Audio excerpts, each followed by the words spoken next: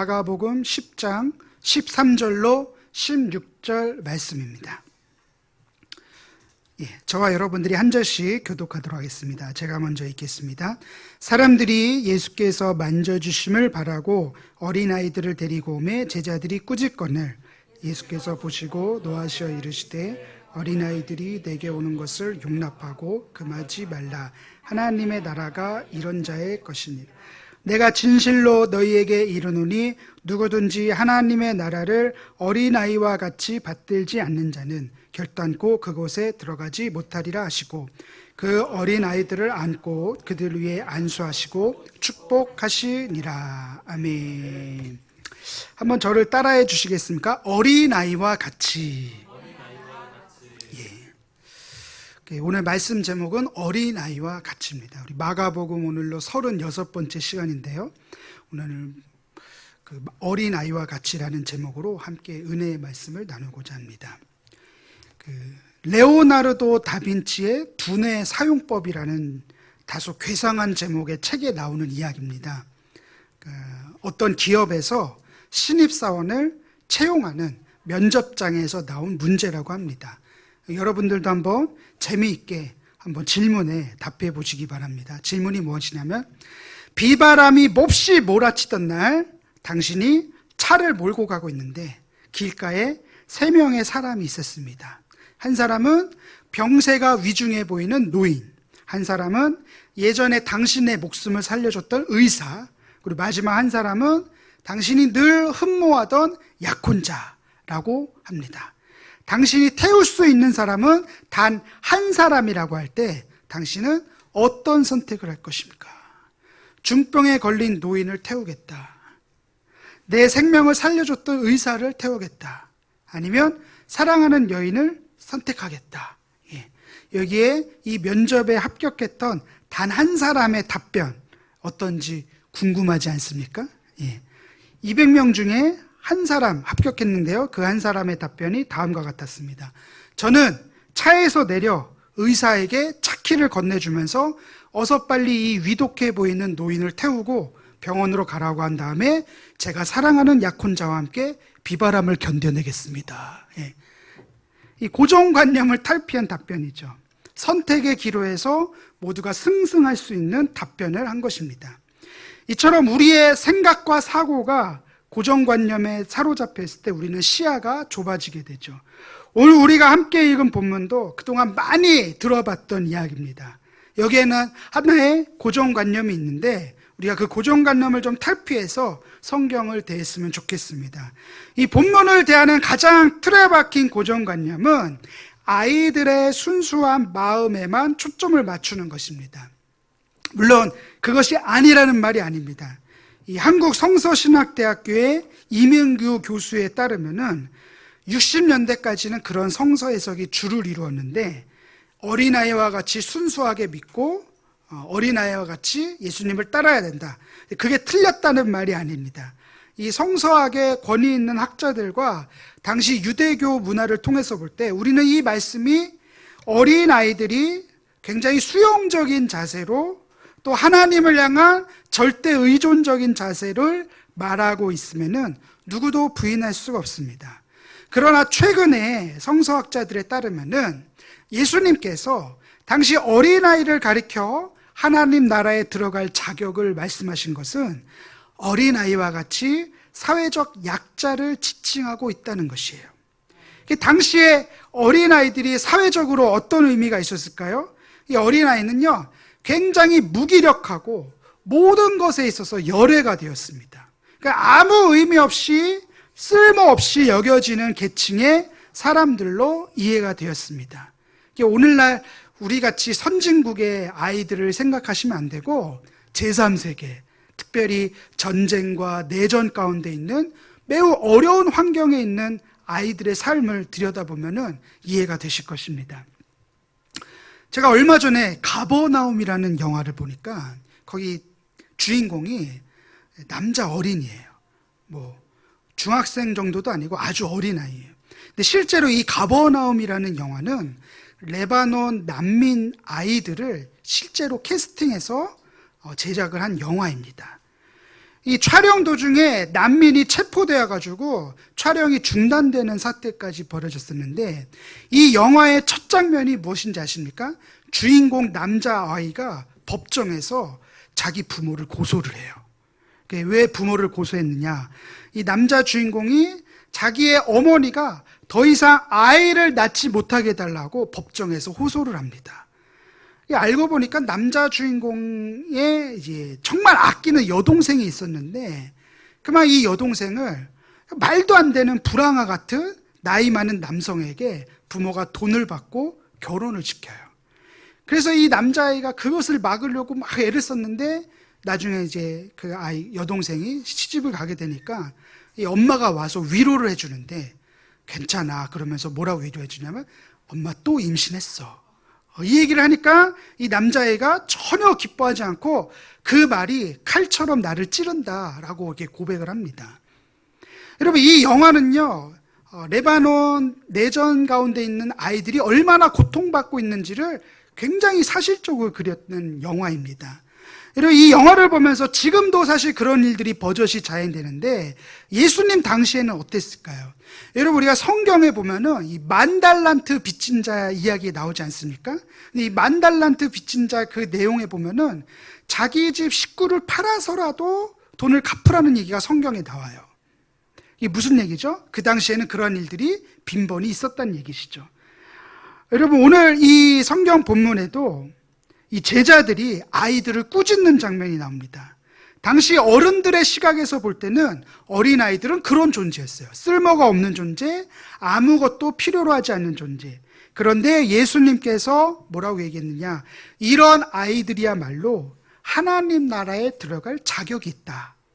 그렇다면 하나님 나라가 도대체 어떤 곳이길래 예수님께서 이 어린아이와 같지 않으면 하나님 나라에 들어갈 수 없다고 하셨을까요? 첫 번째는 따라서 합니다. 하나님 나라는 약한 자들에게 임하는 곳이다. 약한 자들에게 임하는 곳이다. 우리 본문 13절 말씀을 다 같이 화면을 보시면서 한 목소리로 읽어보겠습니다. 시작. 사람들이 예수께서 만져주심을 바라고 어린아이들을 데리고 오매 제자들이 꾸짖거늘. 여러분, 제자들의 입장에서 볼 때 어린아이들은 예수님 앞에 나올 자격이 없다고 여긴 것이에요. 그동안 예수님 앞에 나온 사람들을 생각해 보십시오. 자기 딸이 병에 걸린 회당장 야이로, 귀신 들린 아버지, 수로보니게 여인, 거라사 지방의 귀신 들린 자, 모두 다 사연이 있고 어려움이 있었던 사람이었어요. 그런데 이 예수님 앞에 나온 어린아이는 어떻습니까? 제자들의 눈으로 볼 때 무슨 어려움도 없어 보이고 병도 걸린 게 아니니까 예수님 만질 자격이 없다라고 제자들이 여긴 것이에요. 그런데 예수님의 말씀은 전혀 다른 것이었죠. 우리 14절 우리 화면 보시면서 한 목소리로 읽어보겠습니다. 시작. 예수께서 보시고 노하시어 이르시되 어린아이들이 내게 오는 것을 용납하고 금하지 말라. 하나님의 나라가 이런 자의 것이니라. 예수님께서는 오히려 어린아이들이 내게 오는 것을 용납하고 금하지 말라. 이를 통해서 우리는 무엇을 알 수 있습니까? 하나님의 나라는 어린아이와 같이 약한 자들에게 임하는 하나님 나라입니다. 제자들의 눈으로 볼 때 하찮고 귀찮은 존재였지만 그렇게 하찮아 보이고 귀찮은 존재들에게 허락된 나라가 하나님 나라라는 것이죠. 하나님의 나라는 강함을 추구하는 곳일까요?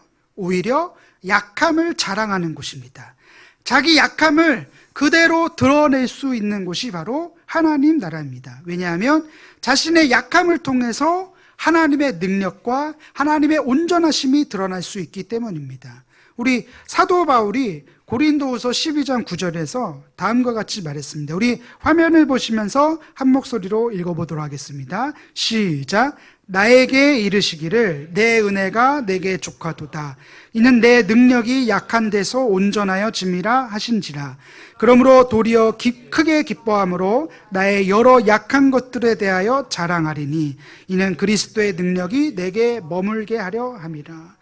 여러분, 우리가 생각할 때 바울은요, 굉장히 강한 사람으로 이렇게 이미지가 있지 않습니까? 그냥 막 가는 데마다 교회를 개척하고, 가는 데마다 부흥하고, 많은 사람들에게 복음 전하고, 또 귀신도 떠나가고, 병든 자에게 손을 얹은 즉 나음을 얻는 그러한 바울, 어떤 항공모함 같이 거칠 것이 없는 그런 바울에게도 약함이 있었어요. 약함.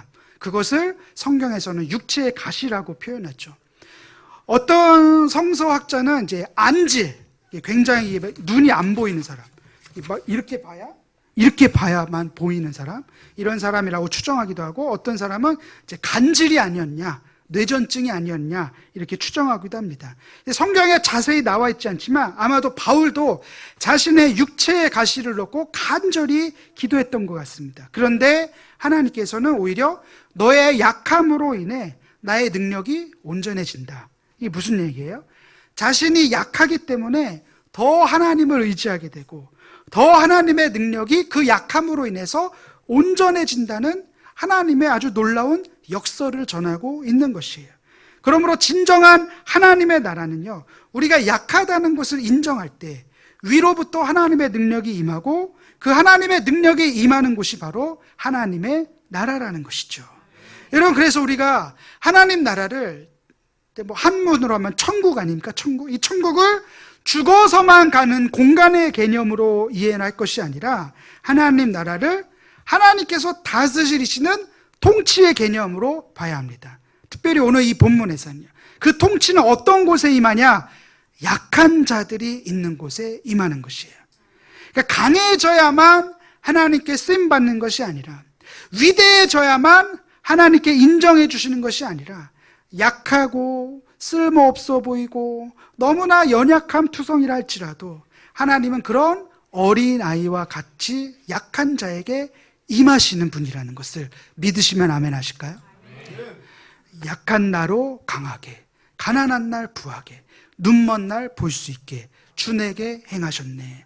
여러분, 약할 때 강함 대신에 나의 보배가 되신 주 나의 모든 것. 내가 연약할수록 더욱 귀히 여기사 높은 보좌 위에서 낮은 나를 보시네. 그리고 또 낮은 자의 하나님이라는 찬양이 있지 않습니까? 이 다 마찬가지예요. 주님이 역사하시고 주님이 붙들어 주시는 하나님 나라에 속한 약한 사람, 그 약한 모습 그대로 주님 앞에 나아가시는 저와 여러분 되시기를 주님의 이름으로 축복합니다. 여러분, 하나님이 구하시는 제사는 상한 심령이라고 그랬어요. 여러분 한번 생각해 보세요. 저도 한번 생각해 보세요. 내가 가장 약할 때, 내가 가장 연약할 때가 언제였습니까? 제일 약할 때, 제일 연약할 때. 근데 뭐 그런 생각 들지 않습니까? 내가 그렇게 약하고 연약했을 때 하나님을 간절히 찾지 않았나요? 예. 하나님은 그런 약한 자들에게 임하시는 좋으신 하나님이십니다. 주님 손 놓고는 내가 단 하루도 살 수가 없습니다. 하나님 앞에 간절히 절박한 심정으로, 그럴 때 하나님 나라가 임하는 것이에요. 사랑하는 성도 여러분, 나의 약함을 하나님 앞에 자랑할 수 있는 그러한 하나님의 사람이 되시기를 주님의 이름으로 축복합니다. 두 번째는, 이 하나님 나라는 약한 자를 용납하고 수용할 수 있는 곳이 되어야 합니다. 약한 자를 용납해주고 수용할 수 있는 나라. 우리 본문 14절 말씀을 다시 한번 함께 한 목소리로 읽어보도록 하겠습니다. 시작. 예수께서 보시고 노하시어 이르시되 어린아이들이 내게 오는 것을 용납하고 금하지 말라. 하나님의 나라가 이런 자. 여러분, 예수님이 노하셨다, 이 말에 한번 주의해 보십시오. 예수님이 이렇게 노하시는 장면이 복음서에서는 그리 흔한 장면이 아닙니다. 왜 이렇게 노하셨을까요? 제자들이 여전히 달라지지 않았기 때문이에요. 사실 어린아이에 대해서 예수님께서 오늘 처음 얘기하신 것이 아니에요. 바로 앞장인 마가복음 9장에서 제자들이 서열을 놓고 막 다툽니다. 네가 잘났냐? 내가 잘났냐? 내가 더 높아야 된다. 너는 진짜 한참 나한테 모자라. 이렇게 서로 다투고 있었을 때 예수님께서 크고자 하는 자는 섬기는 자가 되라. 그러면서 어린아이를 영접함이 곧 나를 영접함이다, 이렇게 말씀하셨어요. 그런데 지금 마가복음 10장에서는 제자들이 뭐 하고 있습니까? 어린아이들이 예수님 앞에 나오는 것을 막고 있었어요. 그러니까 제자들이 그때나 지금이나 전혀 깨닫지 못하고 달라지지도 않은 것이죠. 그래서 하신 말씀이 14절이죠. 어린아이들이 내게 오는 것을 용납하고 금하지 말라. 하나님 나라는 이런 자의 것이니라. 하나님 나라는 어린아이와 같이 가장 약해 보이고 부족한 이들을 막는 곳이 되어선 안 된다는 것이죠. 저는 여기서 오늘날 교회의 모습을 생각해 봅니다. 이 스캇 맥나이트라고 하는 미국의 신학자는요, 아주 과격한 주장을 펼치기도 해요. 하나님 나라는 교회다. 예. 굉장히 과감한 논리죠. 하나님 나라 이꼴 교회. 그 주장에 많은 신학적인 논란이 있지만 저는 우리 시대에 우리 교회가 귀 기울여야 할 필요가 있다고 생각합니다. 왜냐하면 하나님 나라는 우리가 예수님의 가르침이었고 교회는 하나님 나라가 임하는 곳이기 때문입니다. 우리가 어린아이와 같이 약하고 의존할 수밖에 없는 자들을 얼마나 환대하고 수용하고 있는가. 오히려 우리의 모습은 제자들의 모습하고는 가깝진 않은가. 예수님 앞에 오는 자들에 대한 자격을 따지고 있지는 않습니까? 별로 쓸모없어 보이는 자라 판단하면서 스스로 경계선을 긋고 있지는 않습니까? 하나님 나라는 그런 자들을 향해 늘 문이 열려 있어야 합니다. 왜냐하면 그것이 예수님의 마음이기 때문입니다. 교회가 선거 때가 되면 유력한 후보들이 와서 인사를 하죠. 이제는 이제 흔한 모습이 되지 않았습니까? 제가 서울에서 섬기던 교회에서 어느 교회라고 제가 밝히진 않겠어요. 서울에서 섬기던 교회에서도 경기도 단체장 후보자가 와서 인사를 하더라고요. 처음엔 저 이해가 안 됐어요. 아니 서울시에 있는 교회에 경기도 단체장 후보가 와서 왜 인사를 하지? 제가 물어보니까 목사님 아직 잘 모르시네. 제가 아는 목사님 물어보니까 우리 그 교회가 위성 중계를 하니까 수도권 전역에 그 교회 다 보고 있으니까 경기도 단체장 후보자가 와서 인사를 하는 것이에요. 여러분 과연 그런 사람들만 손 벌려서 환영하는 곳이 교회일까요? 오늘 우리는 이 예수님의 말씀을 귀담아 들어야 합니다. 어린아이들이 내게 오는 것을 용납하고 금하지 말라. 여기서 말하는 어린아이라는 말이 파이디온. 근데 이 말씀을 물리적인 나이가 어린 사람으로만 들어서는 안 됩니다. 나보다 상대적으로 약한 사람도 파이디온이 될 수 있어요.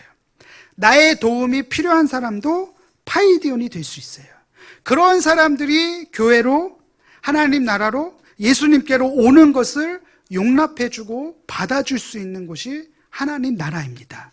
그래서 우리가 타자의 연약함, 타인의 고통, 상대방의 상처와 아픔에 연민을 넘어서 연대할 수 있는 그러한 교회가 되어야 합니다. 여러분, 연민은 그냥 불쌍히 여기는 것이죠. 근데 연대는 뭐예요? 그들과 함께하는 것이죠. 이 연대가 왜 중요한지 마지막 세 번째, 하나님 나라는 어린아이와 같이 되지 않으면 들어갈 수가 없기 때문이에요. 하나님 나라는 어린아이와 같이 되지 않으면 들어갈 자격이 주어지지 않습니다. 우리 본문 15절 말씀을 다 같이 한 목소리로 읽어보겠습니다. 시작. 내가 진실로 너희에게 이르노니 누구든지 하나님의 나라를 어린아이와 같이 받들지 않는 자는 결단코 그곳에 들어가지 못하리라 하시고, 여기서 우리는 예수님의 하나님 나라에 대한 은유에 마침표를 찍는 것 같이 아주 준엄한 메시지를 듣게 됩니다. 그게 무엇입니까? 누구든지 어린아이와 같이 되지 않으면 그곳에 들어갈 수 없다는 것이죠. 첫 번째가 어린아이와 같이 약한 자의 나라가 바로 하나님 나라다. 두 번째가 그런 사람들을 용납하고 금하지 말아야 한다. 근데 마지막 세 번째는요, 그들과 같이 되지 않으면 하나님 나라에 들어갈 수 없다. 이게 무엇입니까? 단순히 약한 자들을 연민해주고 용납하고 받아주는 차원을 뛰어넘어서서 우리도 그들과 같이 되지 않으면, 그런 약한 자와 함께 연대하지 않으면 하나님 나라에 들어갈 수 없다는 것이에요. 여러분, 우리가 여기서 제가 이제 조바심에 말씀을 드리지만 분명히 알아야 될 사실은 우리는 믿음으로 말미암아 구원에 이르게 됩니다. 할렐루야. 이것은 변함없는 사실이에요. 그런데 본문이 말하는 하나님 나라는 공간의 개념이 아니라 통치의 개념. 오늘 이곳에 임하는 하나님 나라. 그러니까 이것은 어린아이와 같이 약자들을 용납해주고 그들과 함께 연대할 때 하나님의 통치, 하나님의 역사하심, 하나님의 일하심이 그런 곳에 임한다는 것이죠. 그러니까 하나님 나라에 우리가 함께 참여한다는 의미로 받아들여야 합니다. 그래서 어떤 성서신학자는 그곳에 들어가지 못한다라는 번역보다는 이 세상의 방식으로는 하나님 나라에 들어갈 방법이 없다라고 번역해야 된다라고 말하기도 합니다. 여러분, 이것은요, 오늘 우리가 좀 솔직하게 권력을 지향하는 우리들의 본성을 향해서 예수님께서 가르치고 계신 메시지와 마찬가지입니다. 여러분, 우리는요, 기본적으로 더 위대해지고 싶어하고 더 뛰어난 사람이 되고 싶어하고 더 높은 곳에 오르고 싶어합니다. 저만 그런가요? 더 그런 사람이, 그게 우리의 본성이에요. 세상이 지배하는 원리가 그렇습니다. 무한 경쟁 시스템으로 약육강식의 원리로 세상이 돌아가고 있습니다. 그런데 그 폐단이 무엇인지 아십니까? 인간을 자기중심적인 사람으로 만들어버리는 거예요. 그리고 그 자기중심성에는 반드시 인간의 야만성을 드러내게 만듭니다. 아까 그 영화에서 나오듯이 어린아이를 그냥 뭐 결혼시켜보는, 말도 안 되죠. 결혼도 아니죠. 돈으로 파는 것이죠. 자기 자식인데도. 오래전에 리차드 포스터라고 하는 작가가 쓴 돈, 섹스, 권력이라는 책을 읽은 기억이 납니다. 이분이 영성운동을 하시는 분인데 이 책은 우리가 그리스도의 제자가 되기 위해 끊임없이 싸워야 할 유혹을 세 가지로 본 거예요. 돈, 섹스, 권력. 아마 들어보신 분들 다 계실 거예요. 그런데 이 세 가지 중에서 가장 강력한 유혹이 무엇인지 아십니까? 그것은 권력입니다. 되게 의외이지 않습니까? 돈보다, 성적인 유혹보다 더 사람들을 끌어당기는 가장 강력한 유혹이 권력이라는 말에 여러분 동의하십니까?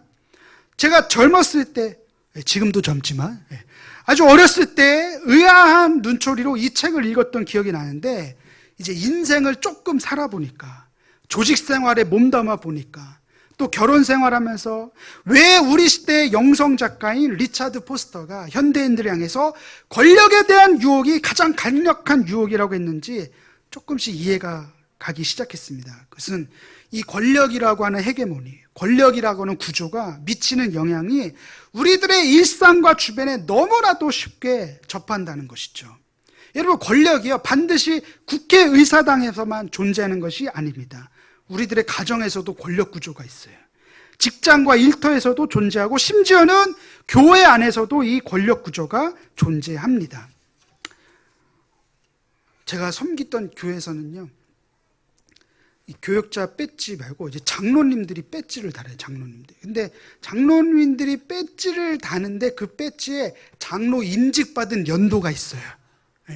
제가 많이 돌아다녀 보지 않았지만 전 세계에 저런 데가 있을까? 어느 교회라고 제가 밝히진 않았습니다. 왜 그렇습니까? 그 안에서도 다 서열이 있다는 거예요. 서열이. 여러분, 이 권력에 대한 유혹이 가장 강력한 이유는요, 다른 사람을 이용하려고 할 때, 또 항상 주도권이 나에게 있어야 한다는 유혹, 주도권. 부부 사이에서도 있죠. 왜 사과를 안 하십니까? 사과하는 순간 주도권이 넘어간다, 이 얘기예요. 네. 이런 유혹. 제 경험에 비춰볼 때 이 권력이라고 하는 유혹 안에서 가장 큰 폐단이 무엇이냐? 사람을 불신하기 시작합니다. 믿지를 못하는 것이죠. 쉽게 마음을 오픈하지 못하게 하는 거예요. 왜? 진실해야 되는데 끊임없이 가면을 써야 하는 거예요. 권력 구조 안에서. 왜 그렇습니까? 권력이라고 하는 것이 우리를 그렇게 만드는 가장 강력한 힘을 가진 유혹이기 때문입니다. 그래서 오늘 이 예수님의 말씀이 중요합니다. 크고자 하는 자는 섬기는 자가 되어야 한다. 어린아이와 같이 작은 자를 영접하는 것이 곧 나를 영접하는 것이다. 그리고 오늘 본문 말씀이죠. 하나님 나라는 이런 자들의 것이다. 이러한 자들이 내게 오는 것을 금하지 않는 것이 하나님 나라다. 마지막으로 너희들도 이런 어린아이와 같이 되지 않으면 하나님 나라에 참여할 수 없다. 여러분, 이 말씀 앞에 우리 자신이 정말 진지하게 서 있기를, 그리고 반응하시기를 주님의 이름으로 부탁드립니다.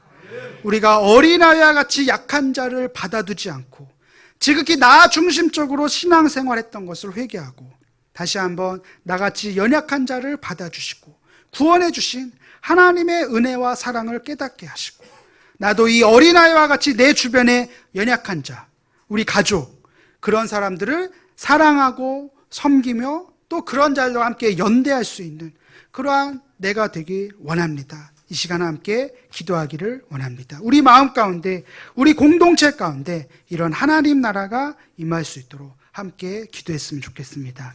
우리 다 같이 주님의 이름을 한번 세 번 외치고, 하나님, 내가 약한 자입니다. 하나님, 내가 연약한 투성입니다. 그러나 하나님 나라가 그런 약한 자의 나라임을 깨달았습니다. 나 또한 그런 사람들을 수용하고 받아주고 섬기며 그들과 함께 할 수 있는, 연대할 수 있는, 더 이상 권력이라고 하는 것에 내 영혼을 파는 것이 아니라 온전히 하나님 나라를 위해서 살아갈 수 있는 천국 시민이 살아갈 수 있도록 우리 다 같이 주여 삼창하시고 기도합니다. 주여, 주여, 주여. 할렐루야. 아버지.